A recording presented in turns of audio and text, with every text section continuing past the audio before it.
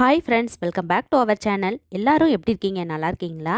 கண்டிப்பாக எல்லாருமே நல்லா இருப்பீங்கன்னு நம்புகிறேன். இந்த வீடியோவில் கார்த்திகை தீபத்துக்கு என்ன செலவை குறைக்கிறதுக்கான டிப்ஸ் தான் பார்க்க போகிறோம். கார்த்திகை நாளே தீபம் தான். இந்த தீப திருநாளில் வீடு முழுவதுமே தீபத்தால் அலங்கரித்து தெய்வத்தோட அனுகிரகத்தை பெறக்கூடிய பொன்னான நாள் தான் இந்த கார்த்திகை தீபத்தில். வீட்டில் நாம் ஏற்றக்கூடிய தீபத்துக்கு அதிக அளவு எண்ணெய் செலவாகும். அப்படி இல்லாமல் குறைஞ்ச எண்ணெயில் அதிக தீபங்களை ஏற்றுறது எப்படிங்கிறத பற்றி தான் இந்த வீடியோவில் பார்க்க போகிறோம். வீடியோக்குள்ளே போகிறதுக்கு முன்னாடி நம்ம சேனலை இப்போ தான் ஃபஸ்ட் டைம் பார்க்குறீங்கன்னா சப்ஸ்கிரைப் பண்ணிவிட்டு பாருங்கள். அதுக்கு பக்கத்தில் இருக்க நோட்டிஃபிகேஷன் பெல் ஐக்கானையும் கிளிக் பண்ணி வச்சுக்கோங்க. அப்போ தான் நம்ம போடுற வீடியோலாம் நோட்டிஃபிகேஷனாக வரும். வாங்க இப்போ வீடியோக்குள்ளே போகலாம். எண்ணெய் செலவை மிச்சப்படுத்தி தீபம் ஏற்றுறதுக்கு 2 மெத்தட் இருக்குது. அதில் ஃபஸ்ட்டு ஒன்றை இப்போ பார்க்கலாம். இதுக்கு ஒரு பாத்திரத்தில் 2 குழிக்கரண்டி அளவு நெய் இல்லைன்னா நல்லெண்ணெய் ஏதாவது ஒன்றை ஊற்றி அடுப்பில் வச்சு மிதமான தீயில் வச்சு சூடுபடுத்தி எடுத்துக்கோங்க.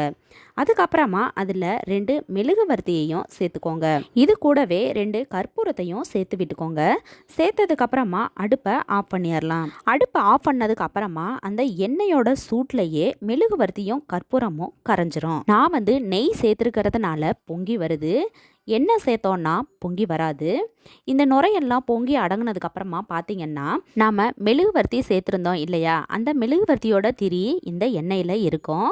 அதை வெளியில் எடுத்துடலாம். எடுத்ததுக்கு அப்புறமா இதை நல்லா ஆற வைங்க. ஆறுனதுக்கு அப்புறமா இதை ஐஸ் கியூப் ட்ரேயில் ஊற்றிக்கலாம். ஒரு குழிக்கரண்டியில் கொஞ்சம் கொஞ்சமாக எடுத்து இந்த மாதிரி ட்ரேயில் ஃபுல்லாக ஊற்றி ஃபில் பண்ணிக்கோங்க. ஃபுல்லாக ஊற்றி முடிச்சதுக்கு அப்புறமா உடனே அதில் விளக்குக்கான திரி ஒன்றொன்னா எடுத்து அந்த கியூப்ல அழகாக வச்சு விட்டுருங்க. இந்த மாதிரி எல்லாத்துலேயுமே திரி வச்சதுக்கு அப்புறமா இதை எடுத்து ஃப்ரீசரில் 1 மணி நேரத்துக்கு அப்படியே வச்சுருங்க. 1 மணி நேரத்துக்கு அப்புறமா பார்த்தீங்கன்னா இது அப்படியே நல்லா செட் ஆயிரும். அவ்வளோதாங்க, வீட்டிலையே ஈஸியான நெய் தீபம் தயாராகிடுச்சு. இப்போ இதை இந்த ட்ரேயிலிருந்து எல்லா கியூபையுமே எடுத்துக்கலாம். பாருங்க, எல்லாத்தையுமே இந்த மாதிரி ஒரு பிளேட்டில் மாற்றிக்கலாம். இந்த 2 குழிக்கரண்டி எண்ணெயில் பார்த்தீங்கன்னா குறைஞ்சது 10 to 12 விளக்கு அழகாக ஏற்றலாம். இது போல் நீங்களும் செஞ்சு வச்சுக்கிட்டீங்க அப்படின்னா கோயிலுக்கு போகும்போது கூட இதையே யூஸ் பண்ணிக்கலாம். இந்த மாதிரி வீட்டிலையே நெய் தீபம் நம்மளே ரெடி பண்ணி அதை கோயிலில் விளக்கேற்றும் போது நம்ம மனசுக்கு ரொம்ப திருப்தியாகவும் மன நிறைவாகவும் இருக்கும். ட்ரை பண்ணி பாருங்க. இப்போ தேவையான அளவு அகல் விளக்கு எடுத்துக்கலாம். நான் 5 புது அகல் விளக்கு தான் எடுத்திருக்கேன். இப்போ இதுக்கு மஞ்சள் குங்குமம் பொட்டு வச்சுக்கலாம். மஞ்சள் குங்குமம் பொட்டு வைக்கிறதுக்கு இந்த மாதிரி பட்ஸ் யூஸ் பண்ணி பொட்டு வச்சோம் அப்படின்னா ரொம்ப ஈஸியாகவே சீக்கிரமாக வச்சிடலாம். அடுத்ததா நம்ம பொட்டு வச்ச எல்லா அகல் விளக்குக்குமே ஒவ்வொரு நெய் தீபத்தை வச்சு விட்டுறலாம். வச்சு விட்டதுக்கு அப்புறமா விளக்கேற்றிக்கலாம். இதில் கற்பூரம் சேர்த்துருக்கிறதுனால அவ்வளவு சீக்கிரத்தில் கரைஞ்சு போகாது. இது குறைஞ்சது 1 மணி நேரமாவது நின்று நிதானமாக எரியும். பாருங்க, இப்போ எல்லா அகல் விளக்கையுமே ஏற்றியாச்சு. இந்த மாதிரி நெய் தீபம் நம்ம வீட்டிலையே ரெடி பண்ணி வச்சுக்கிட்டோம் அப்படின்னா கார்த்திகை தீபத்துக்கு நம்ம விளக்கேற்றுறதுக்கு ரொம்பவே ஈஸியாக இருக்கும். நேரமும் மிச்சமாகும், நமக்கு வேலையும் கூட மிச்சமாகும். இந்த நெய் தீபத்தை நம்ம முன்னாடியே ரெடி பண்ணி வச்சுக்கிட்டோம் அப்படின்னா கார்த்திகை தீபத்தன்னைக்கு நம்ம ஏற்றுறதுக்கு ரொம்ப ஈஸியாக இருக்கும். பாருங்க, நெய் தீபம் எவ்வளவு அழகாக எரியுதுன்னு பாருங்க. இந்த மாதிரி நம்ம நெய் தீபம் ரெடி பண்ணி வச்சு விளக்கேற்றும் போது விளக்கோட நுனியில் கருப்பாகவும் ஆகாது. நமக்கு நேரமும் மிச்சமாகும், எண்ணெய் கசிவும் இருக்காது. இந்த மாதிரி நம்ம நெய் தீபம் ஏற்றும் போது திரி எரிய எரிய அந்த நெய் உருகி அகல்லையே செட் ஆகிடும். திரி மட்டும்தான் எரிஞ்சு முடிக்கும். உருகின நெய் அந்த அகல்லையே தான் இருக்கும். திரி எரிஞ்சு முடிச்சிருச்சுன்னா மறுபடியும் வேற திரி போட்டு நீங்கள் அந்த அகல்லையே திரும்ப ஏற்றிக்கலாம். இந்த டிப்ஸ் ரொம்பவே யூஸ்ஃபுல்லாக இருக்கும்னு நினைக்கிறேன். பிடிச்சிருந்தா ட்ரை பண்ணி பார்த்துட்டு எப்படி இருந்ததுன்னு சொல்லுங்கள். அடுத்ததாக தண்ணியில் எப்படி விளக்கேற்றலாம் அப்படின்னு தான் பார்க்க போகிறோம். இதுக்கு நான் 2 அகல் விளக்கு தான் எடுத்திருக்கேன். எடுத்து வச்சிருக்கக்கூடிய 2 அகல் விளக்குலையுமே தண்ணியை ஊற்றி நிரப்பிக்கோங்க. அடுத்ததாக 1/2 ஸ்பூன் அளவு எண்ணெய் எடுத்திருக்கேன். நம்ம எடுத்து வச்சிருக்கக்கூடிய இந்த எண்ணெயை ஊற்றிருக்கக்கூடிய அகலில் இந்த மாதிரி ஊற்றிக்கலாம்.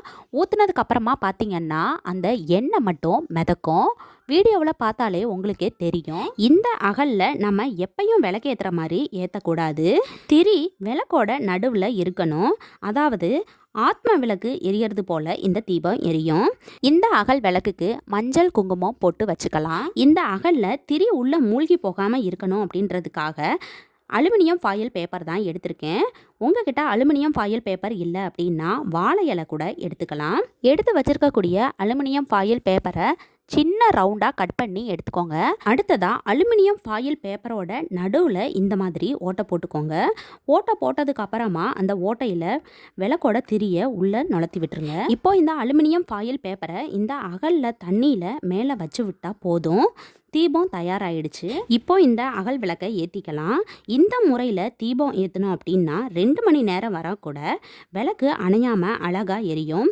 1/2 ஸ்பூன் எண்ணெயில் அகல் விளக்கு இத்தனை நேரம் எரியுமா அப்படின்னு நீங்களே ஆச்சரியப்படுவீங்க.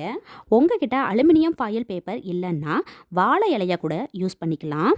வாழை இலையை யூஸ் பண்ணுறதா இருந்தால் லேசாக அனலில் காட்டி அதுக்கப்புறமா எடுத்துக்கோங்க. வாழை இலையை அனலில் வாட்டி எடுத்து யூஸ் பண்ணோம் அப்படின்னா கிளியாமல் இருக்கும். இந்த மெத்தட்க்கு பிளாஸ்டிக் கவர் கூட ரவுண்டாக கட் பண்ணி எடுத்து யூஸ் பண்ணிக்கலாம். இந்த வீடியோவில் என்ன செலவை மிச்சப்படுத்தி தீபம் ஏற்றக்கூடிய 2 மெத்தடுமே உங்களுக்கு ரொம்ப யூஸ்ஃபுல்லாக இருக்கும்னு நினைக்கிறேன். இந்த வீடியோ உங்களுக்கு பிடிச்சிருந்தா ஒரு லைக் கொடுத்துருங்க. பயனுள்ளதாக இருந்தால் உங்கள் ஃப்ரெண்ட்ஸ் அண்ட் ஃபேமிலிக்கும் ஷேர் பண்ணுங்கள். இது மாதிரியான பல பயனுள்ள தகவல்கள் தெரிஞ்சுக்கணும்னா நம்ம சேனலை மறக்காமல் சப்ஸ்கிரைப் பண்ணி வச்சுக்கோங்க. தேங்க்யூ.